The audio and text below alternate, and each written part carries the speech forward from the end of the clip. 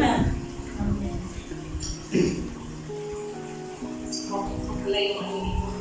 Hello.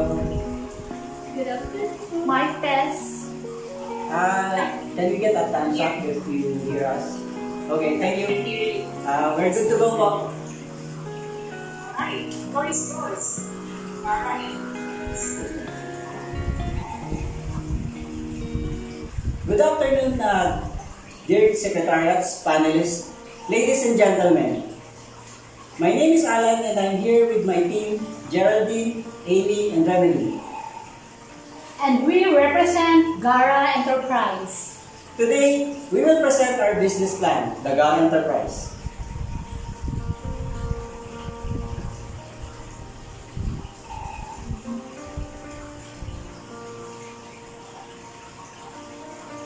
Everyone has the right to education. Education shall be free, at least in the elementary and fundamental stages. This is a part of our basic human rights. According to Functional Literacy, Education and Mass Media Survey, or FLEMS, 1 in every 10, or about 4 million Filipino children and youth, was out of school in 2013. And childfund.org quotes that millions of children in the Philippines are forced to work at young ages. Child labor is one of the Philippines' most urgent problems and stems from a range of social factors. And as our national hero quotes it, ang kabataan ay pag-asa ng ating bayan. We want to provide these basic human rights and opportunity in the rural community of Barangay Ballesteros in Aurora, Isabela.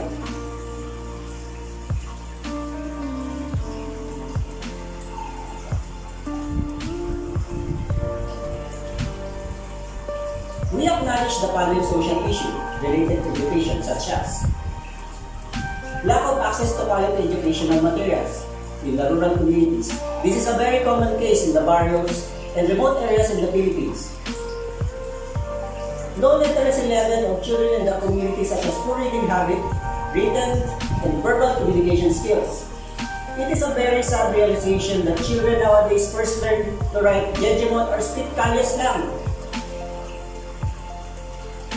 or even understand or speak gay lingo before they can even get a formal education. Yes, it is sometimes entertaining to hear them talk na kakatambay lang sa kalye, but this reality, it also reflects on how effective we are as their parents, older siblings, and servant leaders. Lack of training facilities for graduating students in his own community pushes them to go to nearby cities or even in the metro to apply for internship or OJT, which also add burdens to students lacking financial capacity. Poor reading habit of children in the community, which leads to lose interest in going to schools and then leads to increasing number of dropouts of students per year.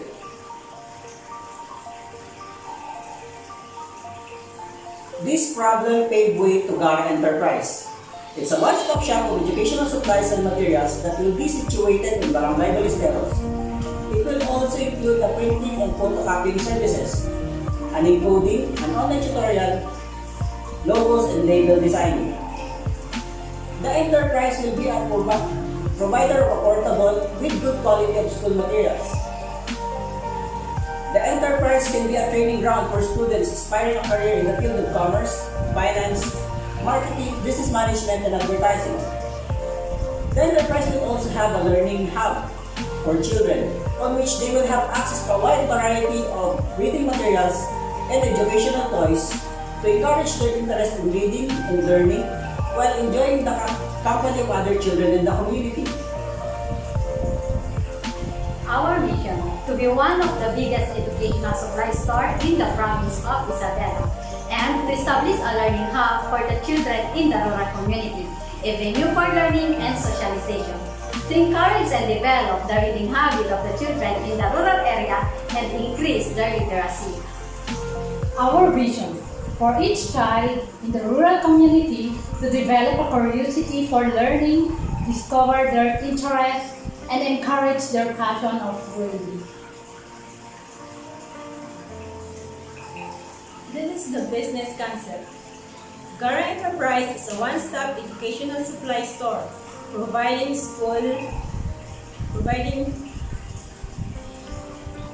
good quality school materials to students in the rural community. We provide the following services: printing and photocopying services to print out school modules, educational supply, physical store and online store with OFW and Filipinos abroad can shop educational and school supplies for their children at home in the Philippines. Computer rentals with internet connection, which can be used for students' research. Online tutorial program for students having challenges in academics. Logo and label designing for startup business in the community. Encoding services and learning how for children where they can have access to a wide variety of reading materials and educational toys with hearts interest for reading and learning. You may question, why us? There's a lack of educational store anywhere. Yes, and yes, I agree. But GARA Enterprise is simply different. Our concept is profitable and sustainable. We have a one-stop shop educational supplies with printing and photocopying services, an online tutorial and online store to reach Filipinos abroad, that they can still be able to shop school materials for their children at home in the Philippines. We want to serve the people by providing employment opportunities, a training grant to working students. We provide alternative education for children and a place to play and learn.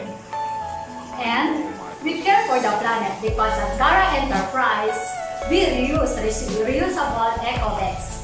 We source eco-friendly school materials and we reward discount credit to customers who will bring their own reusable bags. Everything you know is in your mind. So why us? Because we care.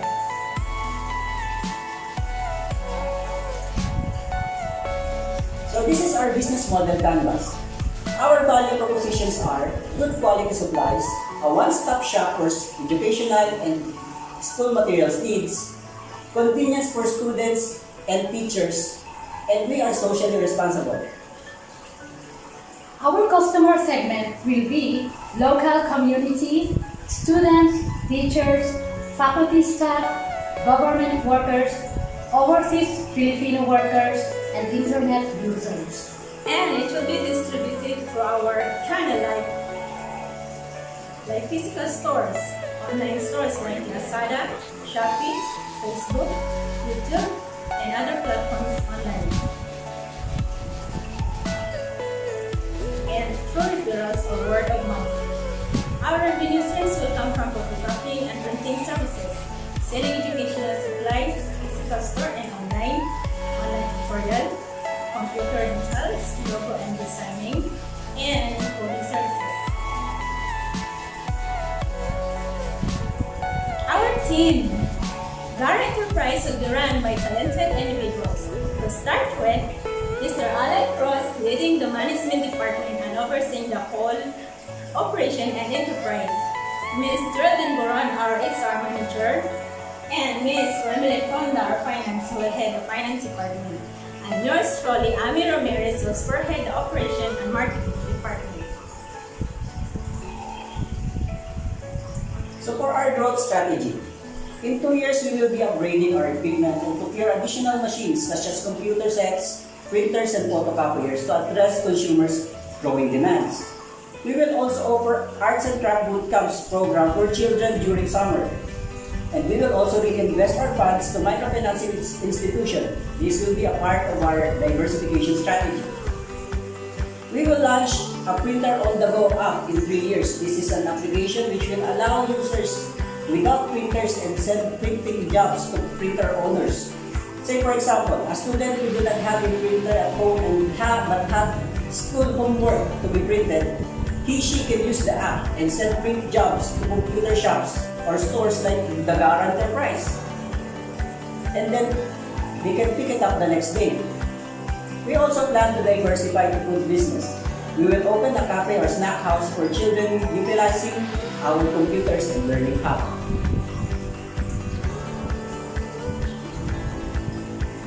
This is how we will measure the impact of GARA Enterprise community. First criteria, learning hub. We will open a learning hub for the children in the community. The hub can be utilized by the children to read books, study, build their school project, and play with other kids. The outcome, children will improve their reading comprehension, written skills, and socialization skills with other children. Impact, the children will improve their literacy, improve their performance in school, and develop their socialization skills. They will be more active in class. Second criteria, hiring working student or intern. We will hire working student as primary staff of GARA Enterprise. Working student will fill all the positions necessary to run the operation of an educational supply store, printing and photocopying services. They will work as cashier, machine operator, sales, and marketers. The outcome, working students will develop their skills in sales, marketing, organizational, and communication skills which they may need to step up their career. The impact, working students will gain experience and on-the-job training while earning additional income to support their studies and families. These are the relevant competition that we recognize in our business plan and strategies that we will do address it. Rivalry, a very common challenge in starting up a business, especially when opening a physical store. Our existing store, which offers similar product with your business. There are already stores selling school supplies in the area, and our strategy to gain advantage against our competitor is through offering a product at a very competitive price, providing excellent and good quality of service. And GARA Enterprise is a one-stop shop offering a wide variety of services aside from school supplies. We will provide convenience to consumers. The second challenges that we recognize is supplier power. Getting a good supplier is one of the main key, or more often than not, it usually dictates the price tag of your product. Opening GARA Enterprise will create additional demand to limited number of suppliers of school materials in the area. Our strategy to address these challenges is through sourcing from multiple suppliers in nearby cities where the supply is high and the demand is low. Sourcing from local suppliers and engage in consignment arrangement contract.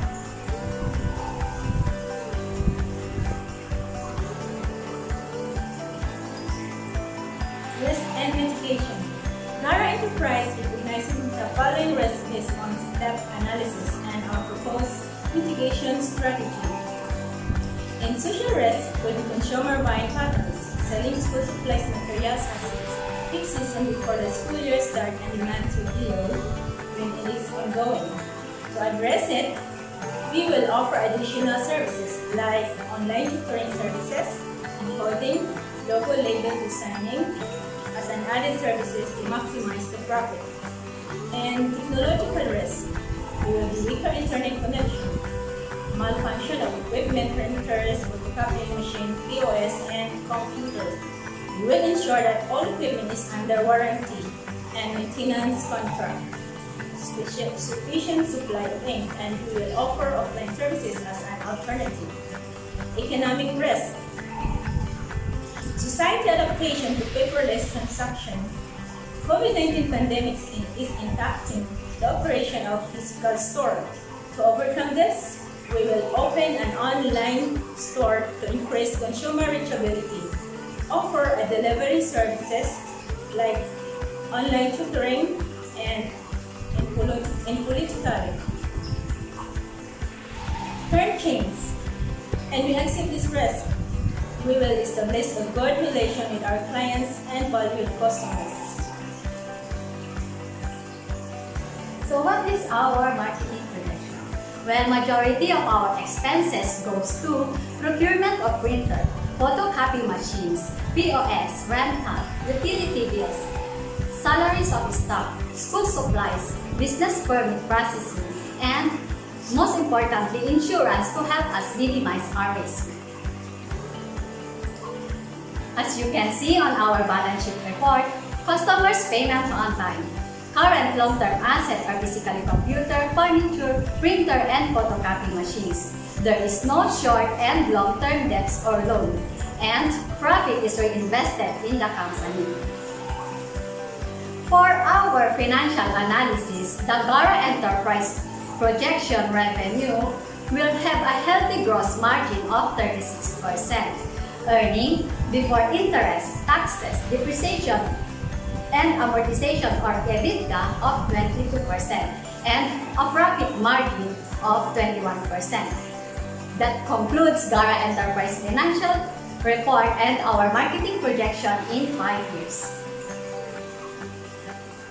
GARA Enterprise is a sustainable social enterprise, which does not only focus on profit, but most importantly, it helps addresses one of our nation's social issues, which is children's lack of access to basic education, which is one of our basic human rights. And with that, I want to end our presentation with a quote. Train up a children in the way he should go, and even when he is old, he will not depart from it. That's Proverbs chapter 23, verse 6. So, why us? Why not? Dahil sa GARA Enterprise, Gagara ang buhay! Sana all. So that ends our presentation. Thank you very much, GARA Enterprise. GARA naman ang inyong bakit. GARA is beautiful. Yes. Thank you very much. So we may call in Robert. Okay. Yep. So, ang ganda ng gusto ko yung presentation nyo. Kita yung slides at saka yung delivery. Parang ko nanonood ng alam niyo yung asin ng TV. Na, do that, you get this, nice stuff. Very mag-present. So, kaya lang, mag-iikot yung yung comment ko sa sinabi ni Ziglar na don't become a wandering generality, become a meaningful specific. Okay, una hindi naging minino sa akin yung age range. Kasi pinapanggit ko yung children, parang yung encourage sila magbasa. Tapos sa isang slide nyo, may children na parang may art activities silang ginagawa. Tapos yung katabi mga nakakurbata na nag-graduates, parang hindi ko masyadong nahit yun. Pero later, alam ko may expectation kayo kasi. Okay. Tapos, kung doon kayo sa children's right to quality education, hindi ko siguro nakita o baka na-miss ko, maganda meron kayong strategy para sa magulang. Kasi ang customer nila yung magulang, hindi yung estudyante. Kasi kung bata ka, kahit saan gusto mag-aral, hindi mo makarating doon na list na kayo enroll ng magulang mo. So ano yung strategy nyo para sa mga magulang para ipasok nila or maging subscribe sila or gamitin nila yung services, whatever you do for them. And katulad ng ibang comment din na parang madami kayong gustong gawin. Okay? So, wala namang masama din. Pero since na-start kayo, madalas nangyayari talaga yan. Marami naman kayong panahon na i-fine-tune yun, pero parang dami yung gustong gawin kasi may nabanggit ko kayo kanina online store. So parang may nakita na online store sa inyo, no? Pero sobrang matuloy yan. Pag talagang nandiyan ko sa business na may ginalaman sa online store, ano ba kayo? Gagawa ba kayo ng e-commerce website? Yeah. Provider ba kayo? Supplier ba kayo? Kayo ba mag-fulfill ng mga orders din sa e-commerce website na yan, di ba? Tapos, meron ba kayong binanggit na employment opportunities? Kailangan training pa kayo. Tapos, napansin ko parang kanina pagkakasabi nyo, paano kayo na iba, parang ang hinagdag nyo lang doon, meron pa kayong printing, parang gano'n. So, parang meron kayong printing at photocopy, parang gano'n yan. Pero, strengthen nyo yung statement na yun para ma-define nyo kung bakit kayo na iba. And kasi ako, I'm more of a big picture person. The nature of the work that I do is all about digging up the strategy. Kasi everything will fall into place pag tama yung strategy nyo. So, isang nag-strike sa akin or parang na-pick up ko talaga na parang USP nyo is parang binanggit nyo na one-stop shop kayo. Madami nag-claim na one-stop shop sila. So, I think for you, ang opportunity sa inyo na creative side is come up kayo ng ano ba yung talagang magandang one-stop experience, right? So everyone is talking about we're the one-stop shop. Pero strategy-wise, mag-design kayo ng one-stop experience. Ano yun? Aralin nyo mabuti yun. Spend hours of your life, na ma-define nyo yun. Then whatever you're gonna sell, sigurado pag na-perfect nyo yung experience, yung buyer experience, whatever you will sell in the future ay bibili sa inyo. And meron kayo sinabi sa customer segment nyo na gusto nyo targeted ng internet users, right? Meron sa slide nyo, di ba? So it means na targeting yung 4.66 billion internet users as of today, right? Kailangan i-define nyo yun. Sino sa mga internet users na gusto nyo targeted? So pag you create a plan, hindi pwedeng sabihin na lahat ng lalaki. Hindi yun. So dapat lahat ng lalaki na man ba, ganun dapat, lahat ng bayan na mahilig sa skateboard. May definition kayo kasi hindi gusto yung targeting. Hindi yung pwedeng sabihin lahat ng internet users. Okay? Tapos, terms naman sa growth, siguro, mag-cut kayo sa CSR budget ng mga malalaking companies. Kasi kung magkakaroon kayo ng training, hindi kayo kanina ng mga internet cafe, brand service na gano'n. Pero gusto nyo ng personalized training, CSR budget ng big companies. Example, I had a project with the CSR for Google before. So they asked me to go to Pen. Ang ginagawa ng team nila is, yung simple-simple laruan nila na 3D Google Glass. Part lang kasi yun eh. So that's part of the training that they're doing. Pero may budget kasi yung Google para kung sino man yung may capacity to do trainings. Pero the idea is, in-incorporate yung gaming tsaka yung new experience of learning.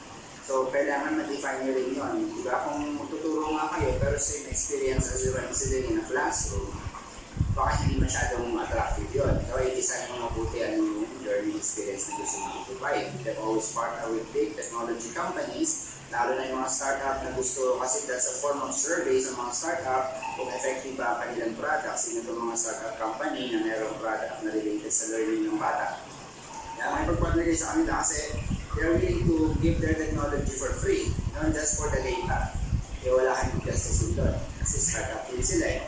So gagamitin yung technology nila, ma-define yung bigyan sila ng data na ito, ganito yung nangyari ng mga bata namin.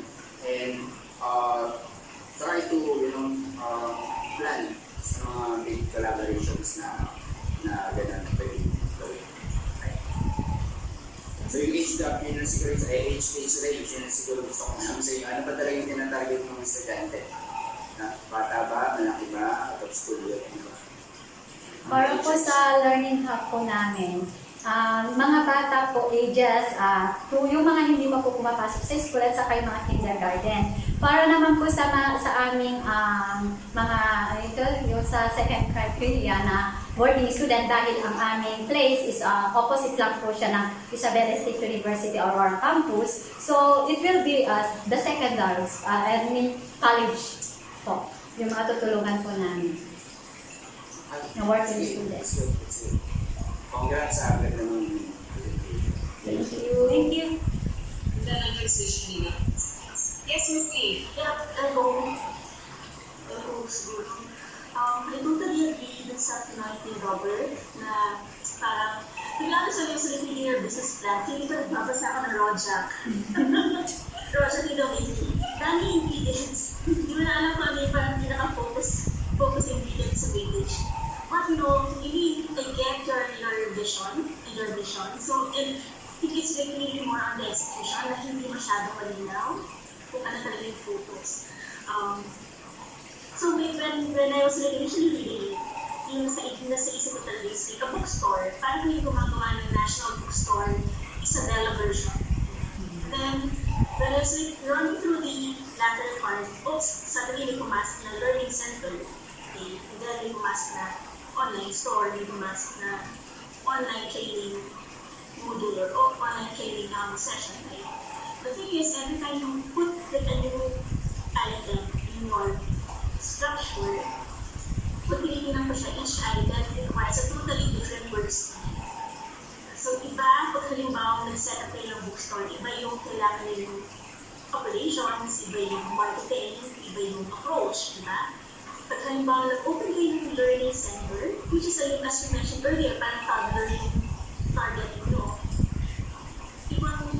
Ibang environment na naman yan. So definitely, you need the skilled manpower who will take care of those kids, who will teach those kids habang nandun sila sa learning center. And those are, katulad na sinabi ni Robert, pag sa learning center kayo, given that age range that they're looking at, definitely yung customer ninyo for the parents. So you have to find, there should be like a clear strategy on how you're gonna target or communicate with the parents. Then secondly, you have the online training, which is definitely another skill set. So technically, you need another group of manpower to execute their online training.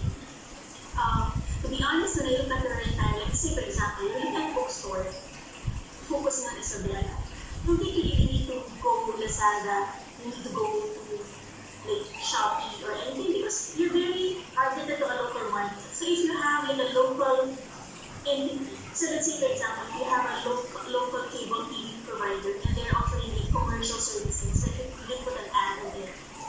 Parang yun, okay. At least you don't have to like monitor under the basis. Not to mention that their bookstore is like in a way, yung peak season is very seasonal. So it will only be like during school opening, right? So it's like college or secondary school, parang certain points lang, you can peak season yet. I think one of the things also that you can look into, especially if you're offering a learning facility, we can partner with schools, like private schools, public schools, so we can tell them, oh, we have this center that offers these enrichment programs for your kids. And then I think it adds more credibility to target them. And more targeted, so alam niyo rin, kasi nakita doon, the ad is relevant, the service is relevant. But then again, for me, you have to have like a clear basic, a clear plan kung paano niyo siya execute lahat, given that you have like a very limited resources. Secondly, not like this but just to add on, when you look at their financials, that hindi ko nakita yung manpower for the learning hub, the manpower that you require for the online. Pag pinita mo yung COGS ninyo, the assumption that I'm getting there is cost of goods sold lang for all the supplies, for all the printing services that you're gonna deliver, but not on the service. Not on the service part. So that one is not clear for me sa initial point. Is it like charity, event from your team, or is it like hindi nila siya considered by the biggest team? Thank you very much. Initially, when I was busy, I was waiting with my 80%. Parang ganun kagad yung I have to pay. Kasi I just need siya moving on at 80%. So, tapos yung target pages na kami ng next years. So, I was also looking at the grade center, community center, and then community center. Okay, parang may community center, something na kailangan natin dalhin yung ganitong klase ng community centers. So, something that is very fun to GARA Enterprise. That is good. So that we scale if my company is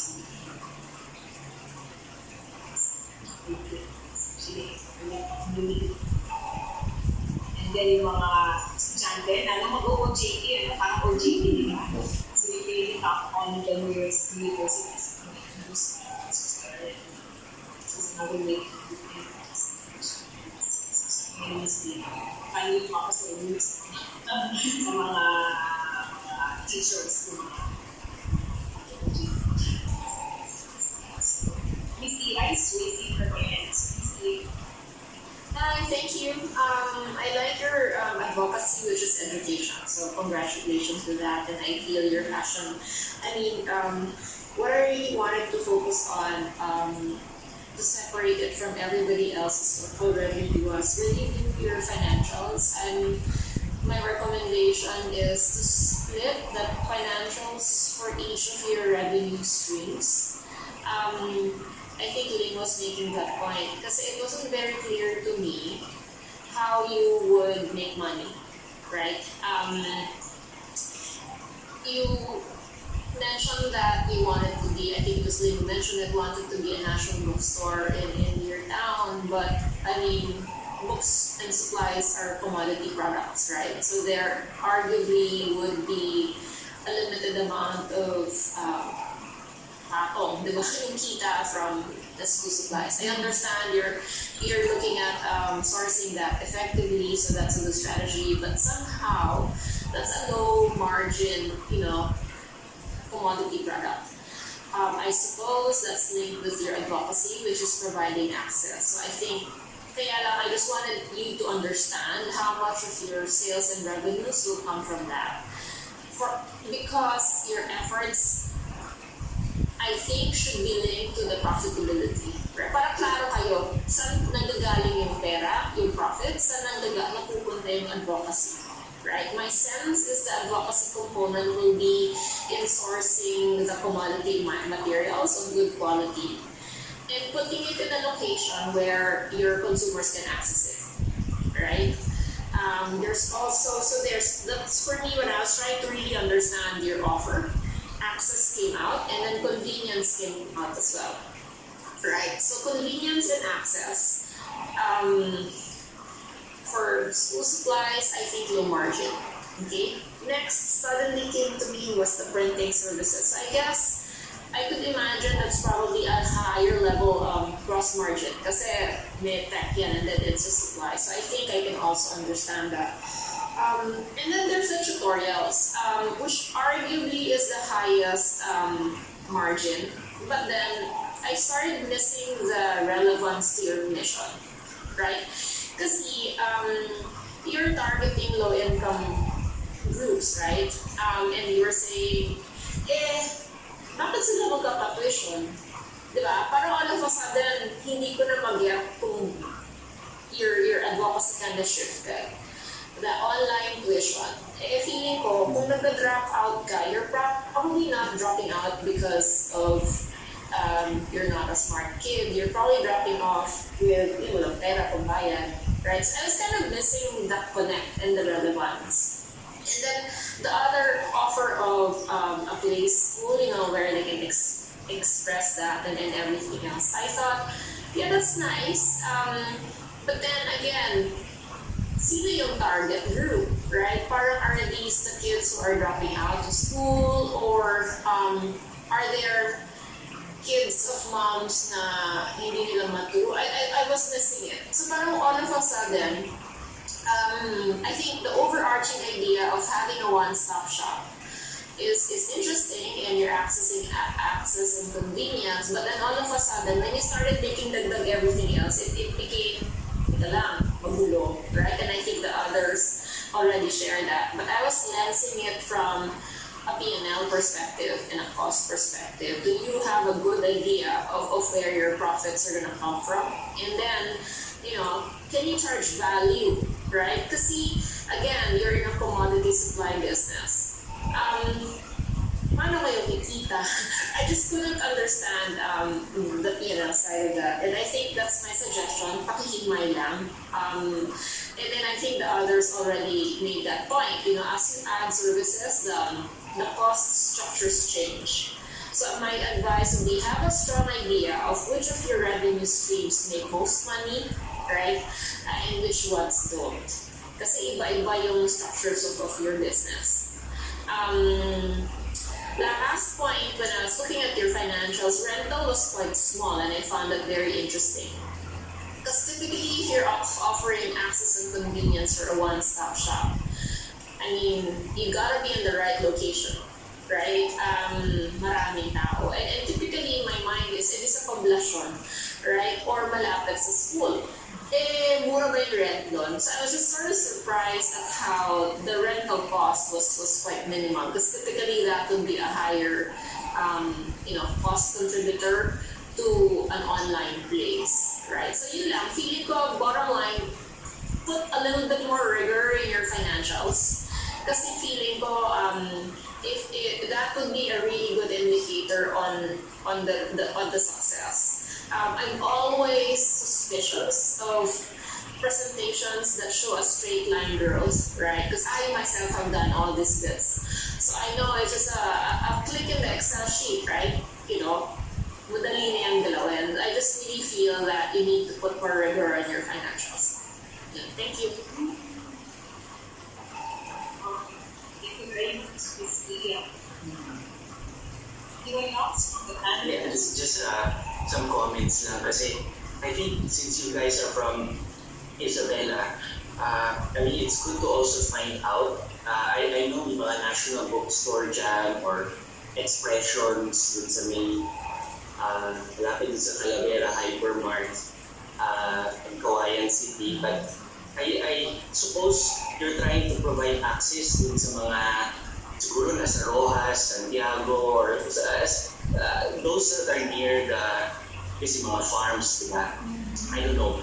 Pero I think tama yung sinabi ni Miss Mel that I was thinking kasi kung ano yung magiging edge ninyo kasi parang Rojak nga in Singapore terms is like you want to offer so many things, diba? Na alam naman ninyo, you ask yourself, you have the expertise to build that site and you don't need to have like an e-commerce portal kung very targeted naman pala yung group of people that you're trying to help. The daycare center concept, I used to work in monetary non-profit organization in Singapore. We also had a daycare center and you can probably charge with the value that you provide. That means if you can convince the parents that by enrolling your kids through that daycare center, they will be mentored well, they will be brought up with the right ambition to learn and not just, kasi marami sa kanila, siguro, hindi na rin sila nagkakaroon ng ambition or nanonood na lang sila ng TV, that's why natututo sila sa what they see, which is marami, like what you said, I mean, there's no bias to that, pero at the same time, is that what the parents really need and want, diba? So that you're connecting with the parents, but maybe that's where you can come in. But I don't think yung supplies business is where you will be able to, make money or differentiate yourselves. Kasi, tingnan mo yung National Bookstore, marami na nagsasara. Marami na nagsasara ngayon kasi nag-online na. Maybe you try to reinvent yourself by focusing on you being an organization that can really, guide them na hindi kaya ng parents. Maybe the parents are not educated, but you are.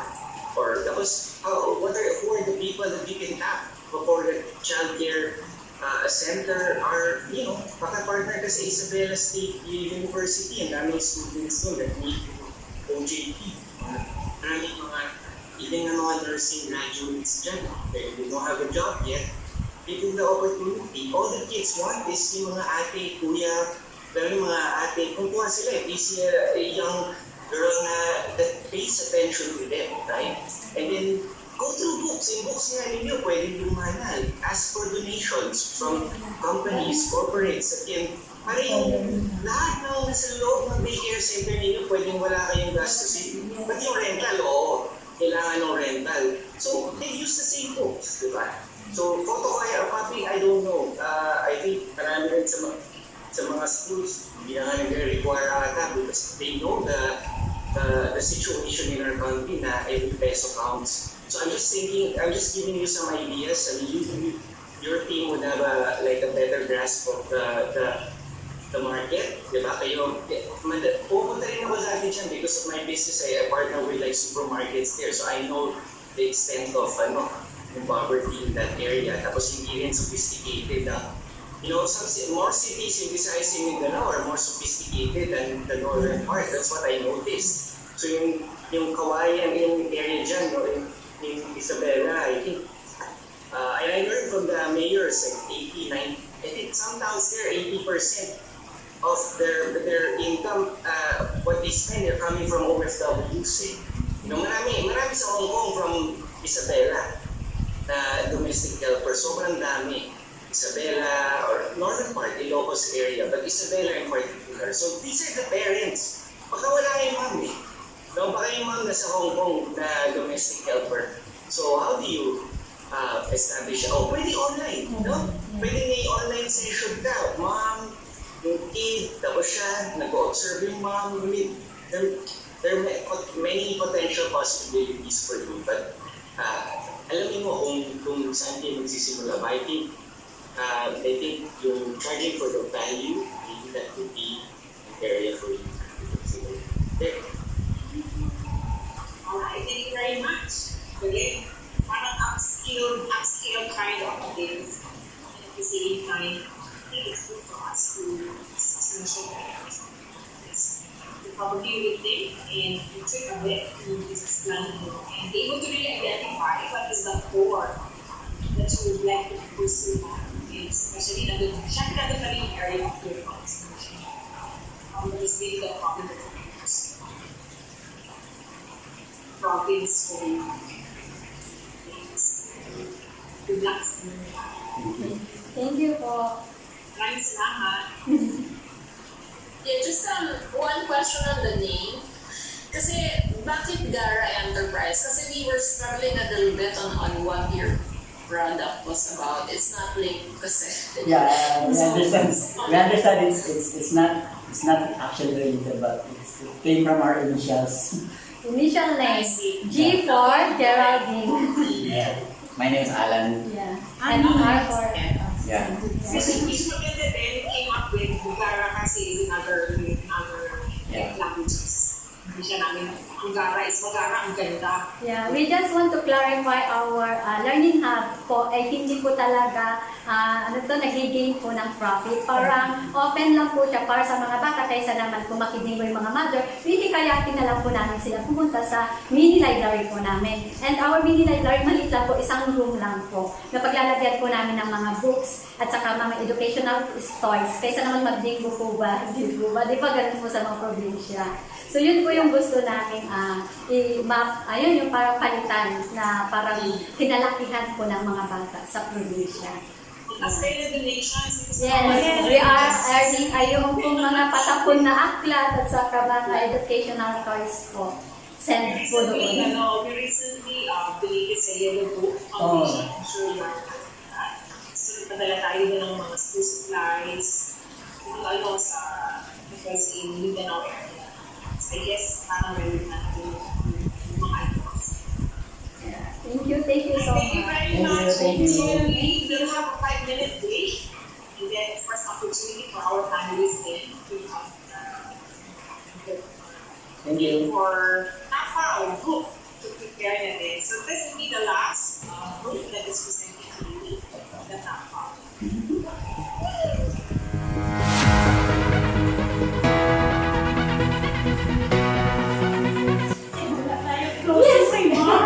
Alright, kasi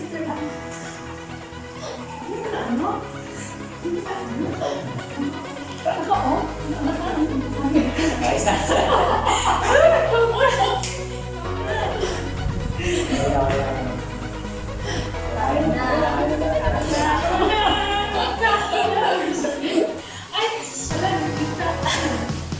wala na. Pinakot ko na yung So, actually, lahat ng pinahin nila sa atin is naka-over na natin. Hindi na natin years na